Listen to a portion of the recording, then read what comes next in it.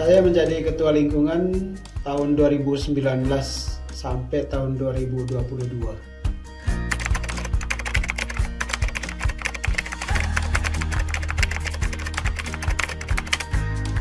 Saat saya terima tugas menjadi ketua lingkungan, sebenarnya sih bukan saya yang mau, tetapi karena hasil pemilihan waktu itu kebetulan saya, dan memang sebelumnya saya menjadi sekretaris waktu itu. Akhirnya terpilih menjadi ketua lingkungan, dan ya waktu itu tidak ada kata-kata tidak bisa, karena pertama yang saya anut waktu itu bahwa fiat voluntas tua secundum verbum tuum, terjadilah padaku menurut kehendakmu Tuhan.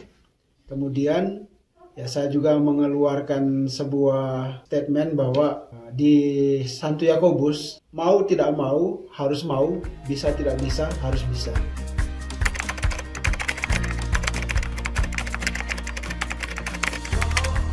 Kerjaan sebagai ketua lingkungan, kebetulan waktu saya terpilih menjadi ketua lingkungan, baru berapa bulan itu terjadi bencana dunia, yaitu COVID-19. Saat itu memang tatap muka dengan warga itu ya hampir tidak pernah, karena semuanya online. Entah misa atau pertemuan-pertemuan warga kita memang lewat daring semua. Tetapi bukan berarti kita tidak menjalankan fungsi sebagai ketua lingkungan. Ya, walaupun itu semuanya online, tetapi kita tetap melayani apa yang menjadi kebutuhan warga waktu itu. Dari liturgi, kita tetap memberikan jadwal misa kepada warga.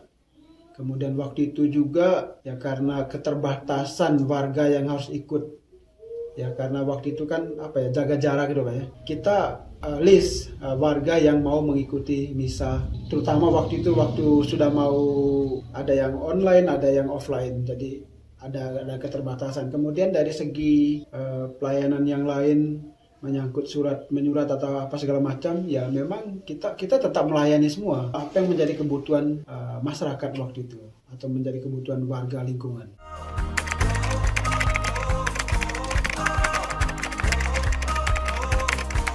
Jadi ketua lingkungan itu kita tidak kerja sendiri sebenarnya. Jadi tidak perlu takut kalau semua diambil alih atau dikerjakan sendiri oleh ketua lingkungan. Jadi ya itu saya rasa ya tidak benar, karena nyatanya yang penting kan ada koordinasi.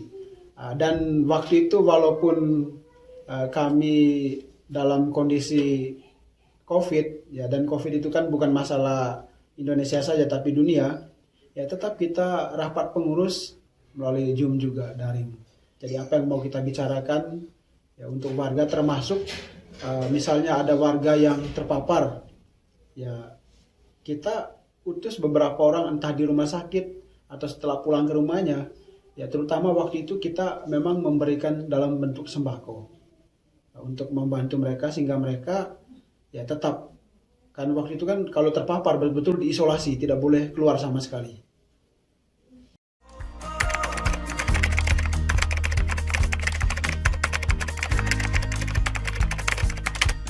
Sebenarnya menjadi ketua lingkungan itu tidak perlu banyak waktu, karena ya saya rasa warga juga tidak setiap saat membutuhkan sesuatu. Jadi kita bisa mengerjakannya ya di celah-celah kesibukan kita. Kalau memang kita perlu ke warga, ya bisa kita atur sepulang kerja atau mungkin hari libur. Kan semua bisa diatur. Warga juga mereka nggak menuntut bahwa menjadi ketua lingkungan atau pengurus lingkungan tuh harus begini, harus begitu, tidak. Jadi mereka juga memahami bahwa ya kita juga ada kesibukan kerja, sehingga ya tidak terlalu harus menuntut. Yang penting semua program atau informasi dari gereja, apa yang menjadi hak warga lingkungan itu tersampaikan semua. Menjadi ketua lingkungan itu waktunya bebas sebenarnya, jadi bisa diatur, fleksibel aja. Jadi tidak harus kayak Kecuali kalau misalnya menjadi ketua lingkungan itu kayak pemerintahan yang apa gitu kan, ini kan amanah, tugas yang ya boleh dikatakan tugas sosial, spiritual yang harus kita embankan, ya dibuat enjoy aja, jadi tidak perlu dijadikan itu suatu beban. Jadi yang penting itu tadi, segala yang diperlukan warga, info-info tersampaikan ke mereka semua. Itu sebenarnya kerjanya di situ. Jadi apa yang menjadi informasi yang menjadi harus disampaikan ke warga, ya harus disampaikan ke warga.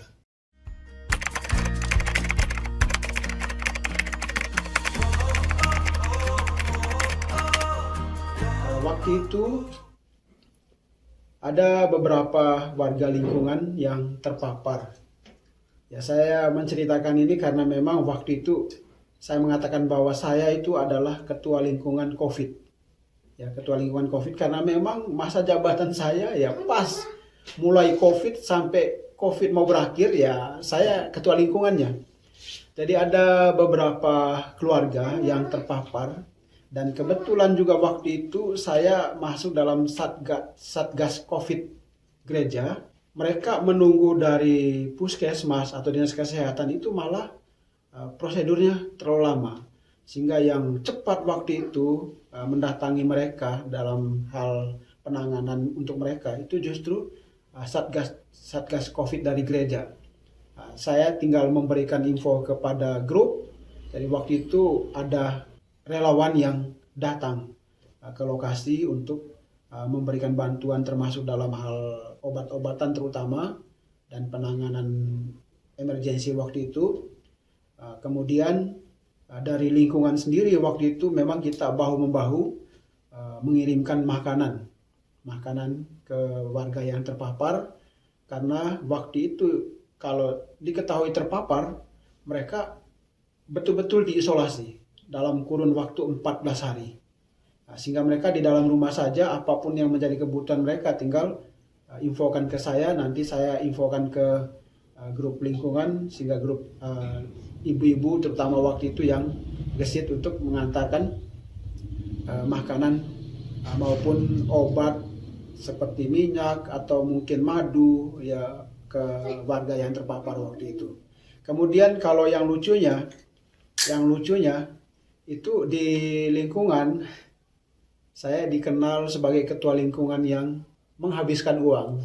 Jadi ketua lingkungan sebelumnya menyerahkan serah terima uang ke saya dan saya tugas menghabiskan waktu itu. Tetapi ya bukan berarti atas kemauan saya sendiri, tetapi kan sebelumnya memang musyawarah, rapat dulu pengurus, kemudian warga.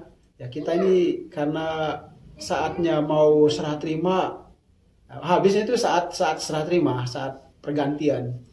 Jadi ini kita acaranya gimana?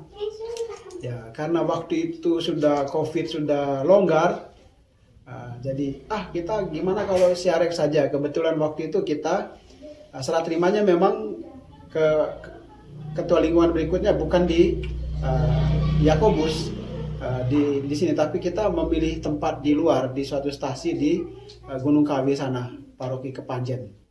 Jadi kita bisa syukurannya di sana, serah terimanya dari sana, langsung siarah ke Gunung Kawi ke Lembah Indah. Jadi gitu cerita.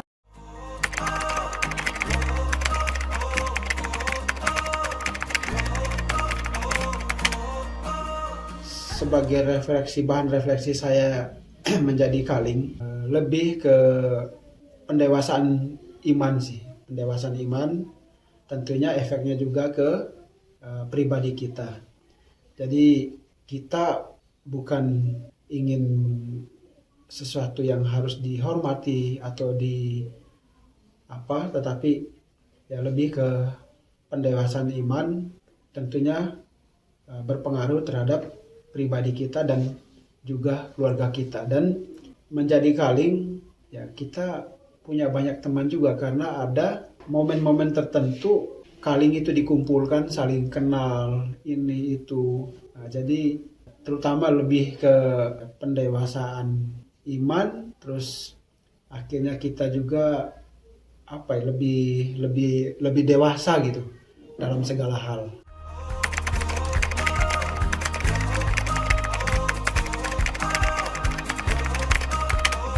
Saya mengajak warga lingkungan Santo Yakobus jangan takut dalam menerima suatu tugas dari gereja, baik sebagai ketua lingkungan, sebagai AI, atau sebagai DPP, karena itu semua adalah amanah dan sangat menyenangkan sekali. Sangat menyenangkan sekali, kita akan mengalami sukacita, kegembiraan, bahagia, damai ketika kita menjalankan tugas atau misi dari gereja. Jadi tidak perlu takut nanti saya begini repot apa segala macam, tidak ada yang repot karena kita akan bekerja sama, jadi tidak sendirian.